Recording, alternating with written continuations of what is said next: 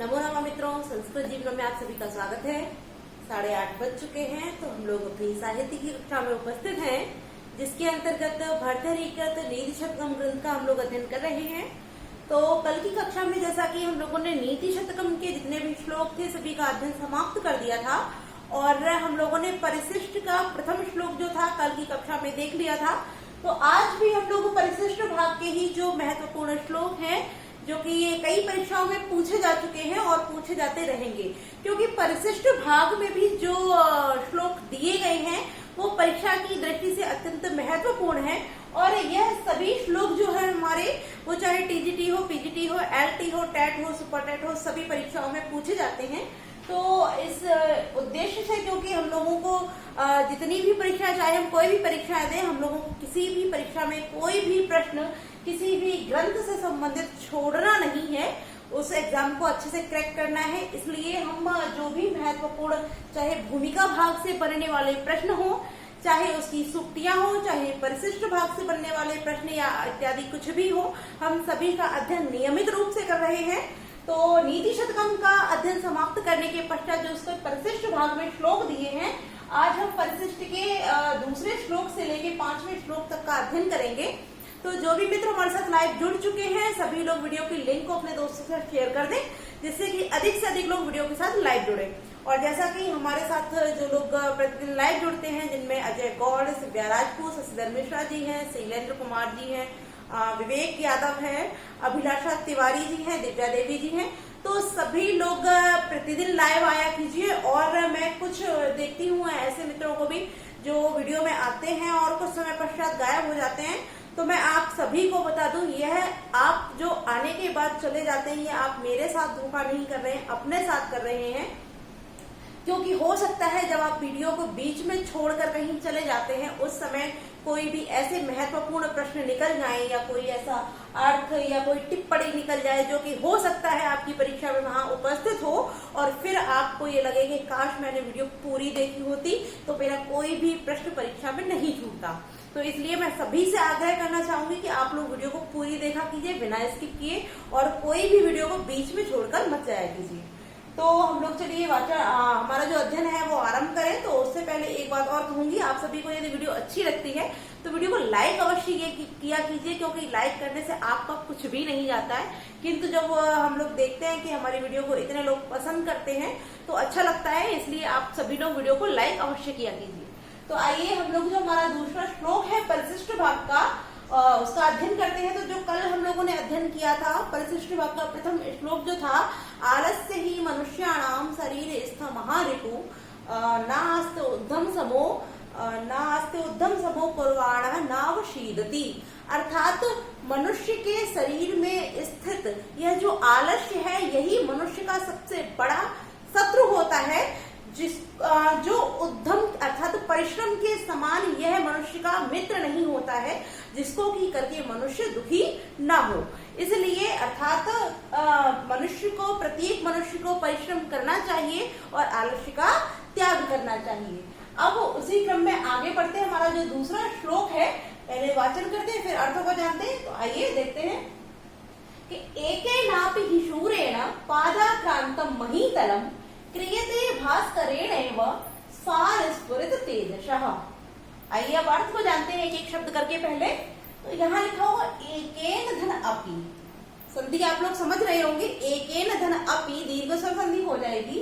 तो एकेन यहाँ शूरेण में भी आप देख रहे हैं तृतीय व्यक्ति है शूरेण में, तो तृतीया का ही विशेषण करके यहाँ दिया गया, यह विशेषण विशेष से हो जाएगा।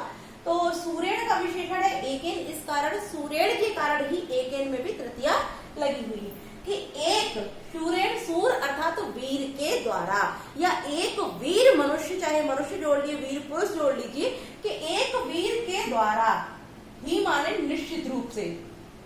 पाद आक्रांतम, पाद माने होते हैं चरण, और आक्रांत माने होता है वश में करना या आक्रांत करना।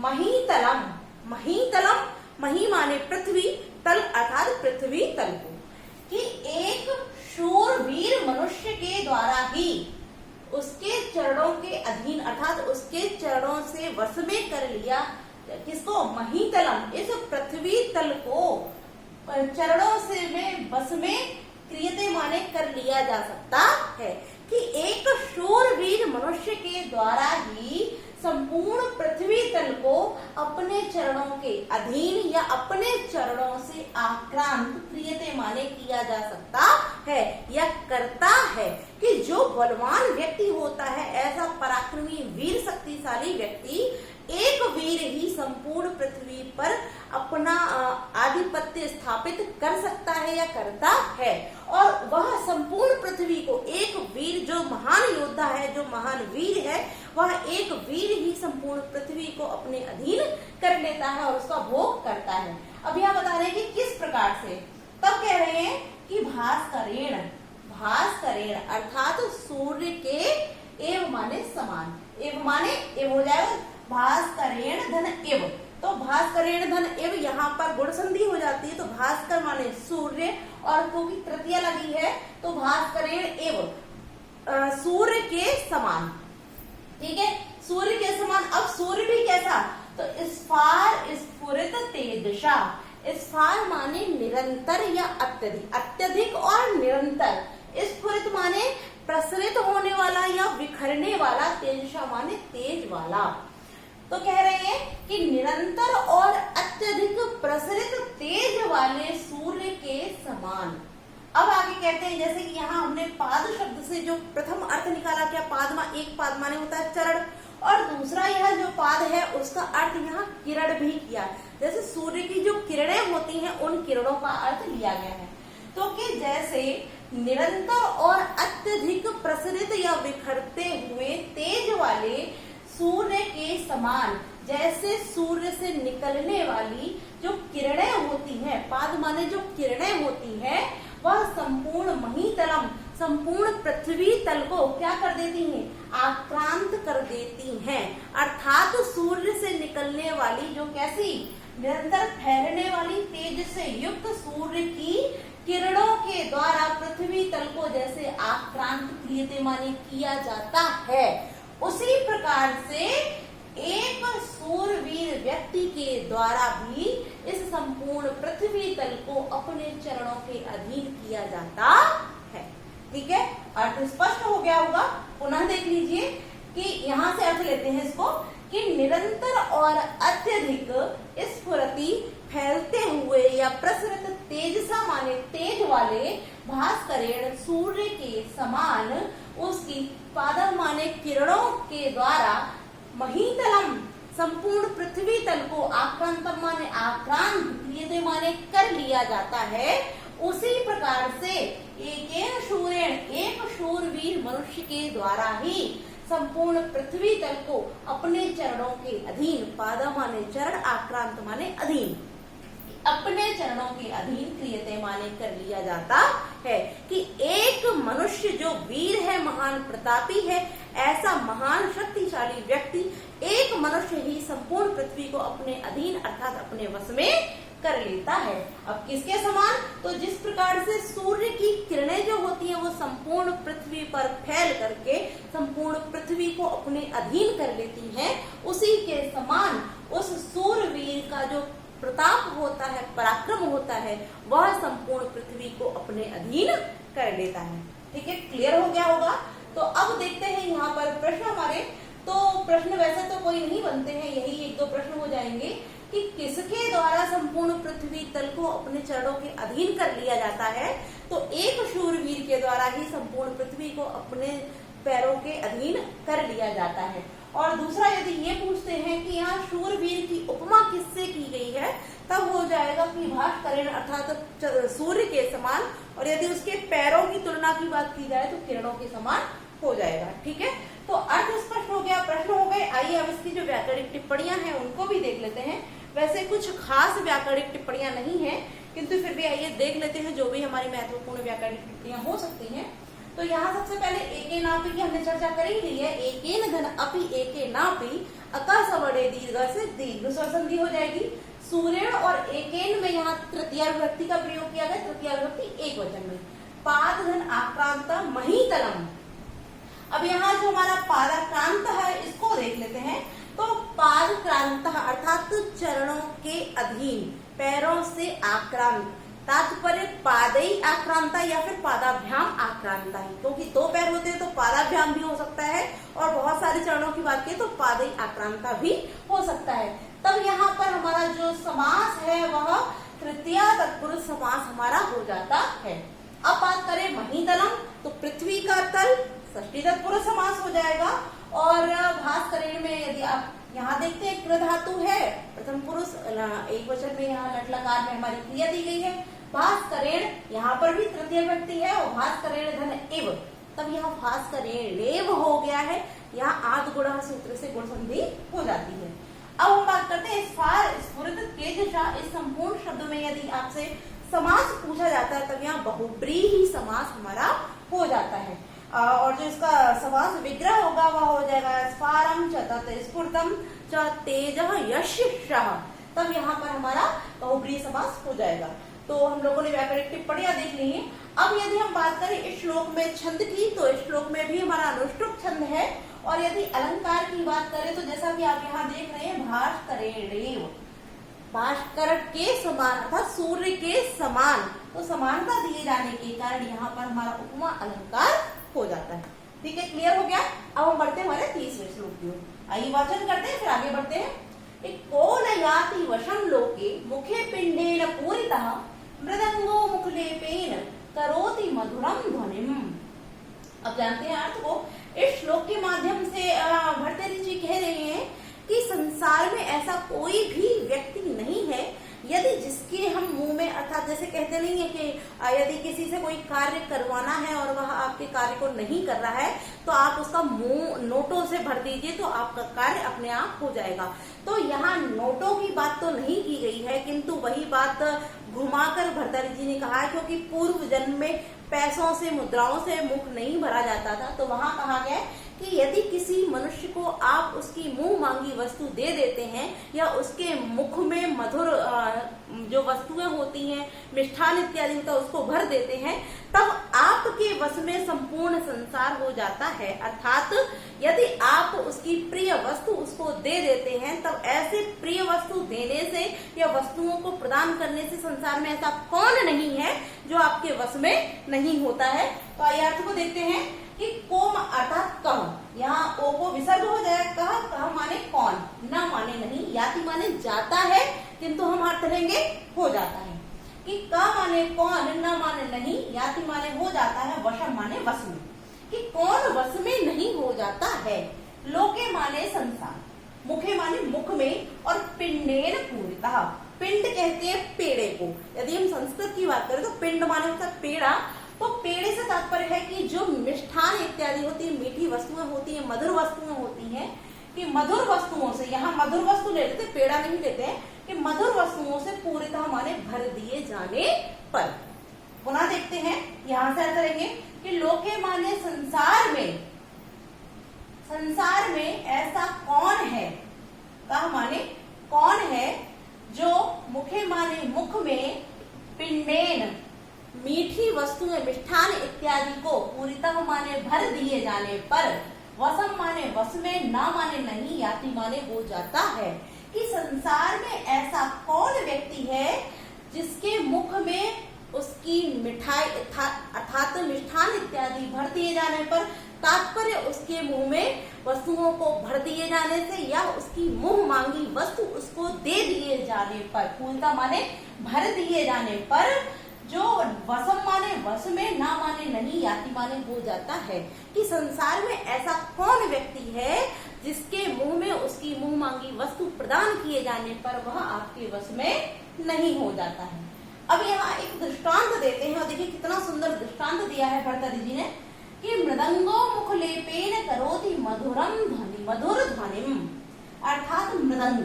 आपने मृदंग देखा होगा, और मृदंग नहीं तो हम यहाँ एक दूसरी उपमा दिए दे रहे कि ढोलक तो सभी लोगों ने देखी होगी। ठीक है, मृदंग थोड़ा सा बड़ा होता है और इतना तो मुझे भी जानकारी नहीं, क्योंकि मैंने भी नहीं देखा, बस टीवी में एक दो बार देखा। थोड़ा बड़ा सा होता है मृदंग और वह भी ढोलक के ही आकार का होता है, थोड़ा सा एक साइड में चपटा होता है और दोनों ही साइड में उसके मुख पर वो चमड़े की, जैसे कि ढोलक मढ़ी जाती है उसी प्रकार से चमड़े से उसको मढ़ दिया जाता है।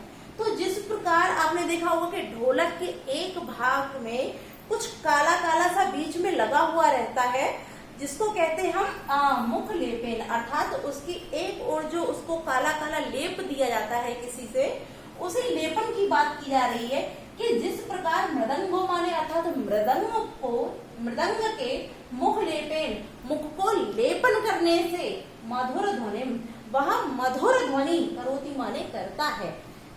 आपने देखा होगा जब ढोलक मढ़ी जाती है तो ढोलक को लोग उस पे जो मांस इत्यादि चमड़ा इत्यादि लगा करके उसको मढ़ते हैं, तो आपने देखा होगा कि उसको आप ऐसे ही बजाएंगे तो उसमें आवाज अच्छी नहीं आती है, किंतु जब उसके एक भाग पे वह काला काला सा जो लेप लगा देते हैं और तब उस ढोलक को या मृदंग को बजाया जाता है, तब उसमें से मधुर ध्वनि उत्पन्न होती है। तो वही यहाँ उपमा देते हुए भर्तृहरि जी कह रहे हैं कि जिस प्रकार से मृदंग के मुख को लेपन करने से मधुर ध्वनि को करोति माने करता है, कि जैसे एक वेदान व्यक्ति के मुख को भी जब हम लेप देते हैं तो उससे भी मधुर ध्वनि उत्पन्न होती है। तो इस संसार में ऐसा कौन व्यक्ति है जिसके मुख को लेपन अर्थात उसकी मुंह मांगी वस्तु को भर देने से वह आपके वश में नहीं हो जाता है। अर्थात ऐसा संसार में कोई भी नहीं है, जब आप उसको अथाह वस्तुएं प्रदान करें या बहुत सारी बहुमूल्य वस्तुएं प्रदान करें और फिर भी वह आपकी बात को ना दोहराए, ऐसा होना ही संभव नहीं है। और यहाँ कितना अच्छा दृष्टांत दिया है कि जिस प्रकार से मृदंग के मुख को लेपन करने से वह मृदंग भी मधुर ध्वनि करता है, तब तो संसार में ऐसा कोई भी नहीं है जो जिसके मुख में पिंड अर्थात मुंह मांगी वस्तु को पूर्णतः माने भर देने से आपके वश में ना हो जाए। ठीक है, अर्थ स्पष्ट हो गया। अब प्रश्न की बात करें तो यहाँ प्रश्न नहीं खास बनते हैं, तो आइए सीधे सीधे व्याकरणिक टिप्पणियों को देखते हैं। और व्याकरणिक टिप्पणियों की भी बात करें तो यहाँ व्याकरणिक टिप्पणियां भी कोई अधिक नहीं है। लोके और मुखे में आप देख रहे हैं सप्तमी विभक्ति एक वचन है, पिंडेन में तृतीया एक वचन है, और मुख लेपेन यहाँ पर भी तृतीया एक वचन है, करोति में कृ धातु लट लकार प्रथम पुरुष एक वचन की क्रिया है। मधुर ध्वनि की यहाँ बात करते हैं तो केवल एक मधुर ध्वनि शब्द ऐसा है जिसमें ध्वनि की विशेषता मधुरता बताए जाने के कारण इस शब्द में कर्मधारय समास हमारा हो जाता है। तो अब छंद की बात कर लेते हैं। तो इस श्लोक में भी जो हमारा छंद है वह भी अनुष्टुप छंद ही है और अलंकार कोई नहीं है। तो आइए अब बढ़ते हैं हमारे चौथे श्लोक की ओर। आइए वाचन करते हैं, फिर अर्थ को जानेंगे कि यदि नाम देवगत्या जगत सरोजम कदाचिदपि जातम अवकर निकरम विकरति तत्किम क्रकवाहुरिव हंसः। अब यहाँ पर भर्तृहरि जी कह रहे हैं कि जो महान व्यक्ति होता है, जो स्वाभिमानी व्यक्ति होता है, यदि संसार में उसके जीविकोपार्जन की वस्तु नष्ट हो जाए तो क्या वह एक तुच्छ मनुष्य की भांति जिसका कोई भी स्वाभिमान नहीं होता है, जिसका कोई आत्मसम्मान नहीं होता है, क्या वह उसकी भांति कुछ भी उल्टा सीधा कार्य कर सकता है अपने जीविकापार्जन के लिए? तो उसके लिए यहाँ पर उदाहरण देते हुए ही भर्तृहरि जी बताते हैं। तो आइए जानते हैं आपको कि यदि माने यदि तात्पर्य वही यदि हो जाएगा देवगत्या, देवगत्या अर्थात भाग्य से या संयोगवश, कि संयोगवश या भाग्यवश हो जगत सरोजम। अब जब हम इसको संधि विच्छेद करेंगे तो यहाँ जगत जो दा है, दा को तकार अर्थात तकार को यहाँ दकार आदेशित हुआ है, तो दा को ता हो जाएगा और ता हलंत हो जाएगा। तब यहाँ दा से क्या निकलेगा? आ निकल आएगा। जब आ निकलेगा तो यहाँ हो जाएगा असरोजम। ठीक है, तो जगत माने संसार में असरोजम, सरोज माने होता है कमल। ठीक, और जब असरोजम तो मतलब जहाँ सरोज नहीं है अर्थात जहाँ कमल नहीं है, तो कमल विहीन या कमलहीन। ठीक है, अर्थ स्पष्ट हो गया कि जगत माने संसार असरोजम, कमलों से हीन या कमलों से विहीन। कदाचित, कदाचित माने कभी, अपि माने भी, कि कभी भी नाम जातम हो जाएगा या हो जाता है। अब कह रहे हैं कि यदि भाग्य से या संयोगवश संसार कभी भी सरोज यानी कमलों से हीन यदि हो जाता है, नाम जातम माने हो जाता है, तत् किम, तब किम माने क्या, तत् माने तब और किम माने क्या, तब क्या, हंसः जो हंस है वह कृकवाकु, कृकवाकु माने होता है मुर्गा, कि वह कृकवाकु माने मुर्गे के इव माने समान, कि तब क्या हंस मुर्गे के समान अवकर निक्रम, अवकर माने होता है कूड़ा और निक्रम माने होता है ढेर, तब क्या कूड़े के ढेर को और विकृति माने कुरेदेगा, अर्थात उसको खंगालेगा या उसको ढूंढ उसमें कुरेदेगा उसको। ठीक है, पुनः अर्थ देख लेते हैं कि यदि यहाँ कवि कह रहे हैं या कह रहे हैं कि यदि भाग्य से या संयोगवश कभी भी ऐसा नहीं कि अभी नष्ट हो जाएंगे या कभी नष्ट, क्या अगर कभी भी हम कल्पना करते हैं कि कभी भी जो संसार है वह कमलों से हीन हो जाता है, तब क्या, तत्किम माने तब क्या जो हंस हैं वह मुर्गे के समान कूड़े के ढेर को कुरेदेंगे। तो यहाँ कह रहे हैं कि जो हंस एक स्वाभिमानी जीव होता है वह जीने के लिए, जैसे कि हम कमलों की बात यहाँ क्यों कर रहे हैं, तो जो हंस होता है आपने देखा होगा जहाँ कमल इत्यादि होते हैं उसी तालाब सरोवर में रहते हैं, क्योंकि ऐसा सुनने में आता है, क्योंकि देखा मैंने भी नहीं है, कि जो कमल नाल होती है उस कमल नाल में जो आपने जैसे कमल नाल तो देखी होगी कमल ककड़ी, तो उसमें आपने देखा होगा छोटे छोटे छेद होते हैं पतले पतले, क्योंकि कमल नाल लंबी सी होती है और उसमें बीच में छेद होते हैं, तो उन छेदों में पानी जैसा भरा रहता है, कुछ सफेद सफेद पानी सा होता है, तो उस पानी से के द्वारा ही उसको खाकर या पीकर ही जो हंस होते हैं वो अपना जीवन यापन किया करते हैं। तो इसीलिए कहा जा रहा है कि यदि भाग्य से या संयोग बस कभी भी यदि संसार कमलों से विहीन हो जाता है, तो तब क्या जो हंस हैं वह, क्योंकि जब कमल नष्ट हो जाएंगे तो हंसों के पास उनके भोजन के लिए कोई भी वस्तु नहीं होगी,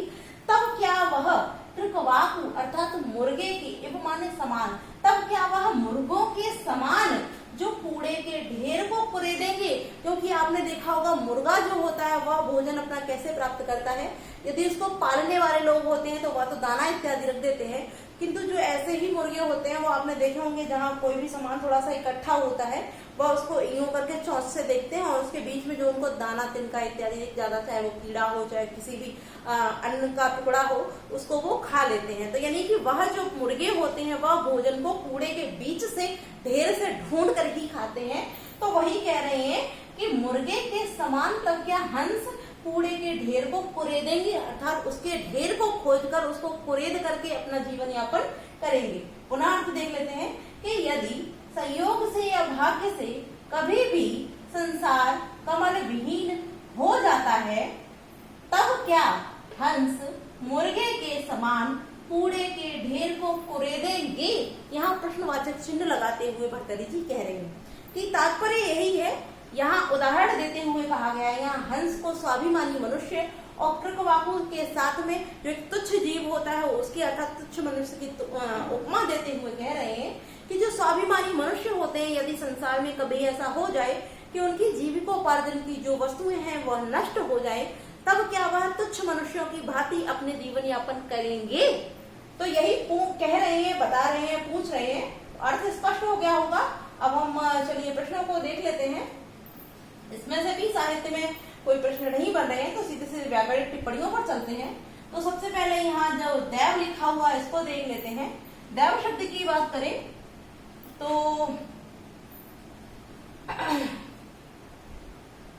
दैव शब्द की बात करें तो दिव धातु के साथ जब हम अच प्रत्यय का विधान करते हैं तब हमारा दैव शब्द बन जाएगा। और दैवगत्या शब्द की बात करें तो दैवश्य गत्या दैवगत्या, तब यहाँ षष्ठी तत्पुरुष समास हमारा हो जाएगा। आगे देखते हैं, यहाँ लिखा हुआ है जगद असरोजम। संधि विच्छेद करेंगे तो असरोजम निकल के आएगा। तो असरोजम मतलब न सरोजम, सरोज नहीं है तो न सरोजम, तब यहाँ नए तत्पुरुष समास हो जाएगा। ठीक है, कदाचित धन अपि जातम, अन्य कुछ नहीं है। अवकर निक्रम शब्द की बात करते हैं यहाँ पर, अवकर निक्रम। तो पहले इनकी निष्पत्ति देखते हैं, फिर इसमें हम समास देखेंगे। तो अवकर निक्रम जो शब्द है, यहाँ पर अवकर की बात करें तो यहाँ अव उपसर्ग है, इसके साथ क्री धातु है और क्री धातु के साथ अप प्रत्यय, अपप्रत्यय के विधान से हमारा अवकर शब्द निष्पन्न होता है। और निक्रम की बात करें तो यहाँ पर हमारा निरुपसर्ग है, इसमें भी क्रि धातु ही है और क्रि धातु के साथ यहाँ अच प्रत्यय का विधान किया गया है, तो हमारा अवकर निक्रम शब्द निष्पन्न हो जाता है। अब हम बात करते हैं समास की, तो अवकर निक्रम यहाँ कूड़े का ढेर अर्थ से ही स्पष्ट हो रहा है, तो षष्ठी तत्पुरुष समास हो जाएगा। तत्किम कृकवाकु एवं, कृकवाकु धन एवं, यहाँ जो रिब आपको दिख रहा है रा को विसर्ग हो जाएगा, तो कृकवाकु धन एवं यहाँ विसर्ग संधि हो गई है। और अब हम यहाँ अलंकार की बात भी कर लेते हैं, तो आप देख रहे हैं कृकवाकु के साथ जब एवं जुड़ा हुआ है तो यहाँ पर उपमा अलंकार हमारा हो जाता है।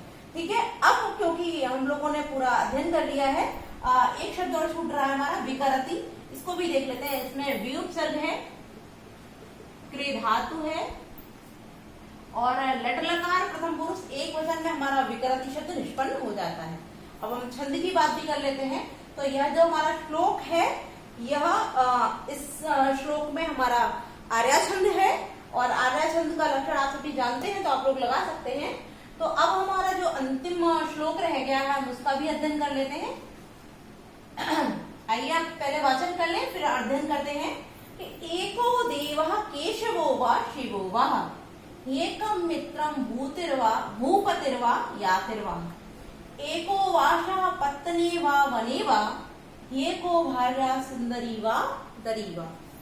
अब इस श्लोक के माध्यम से भर्तृहरि जी कह रहे हैं कि जो मनुष्य है, आपने देखा होगा कई मनुष्य ऐसे होते हैं जिनका स्वभाव होता है कि मैं ये भी कर लूं, यह भी कर लूं, यह भी कर लूं, यह भी कर लूं, अर्थात चाहे उनसे एक भी कार्य ना हो किंतु वह ऐसा चाहते हैं कि किसी को अन्य कोई कार्य ना मिले, सारे कार्य दुनिया के मैं ही कर लूं। और ऐसा भी चाहते हैं कि मेरे अलावा किसी को भी कोई भी वस्तु प्राप्त ना हो, सारी दुनिया की जितनी भी अच्छी अच्छी वस्तुएं हैं सब मुझी को प्राप्त हो जाए।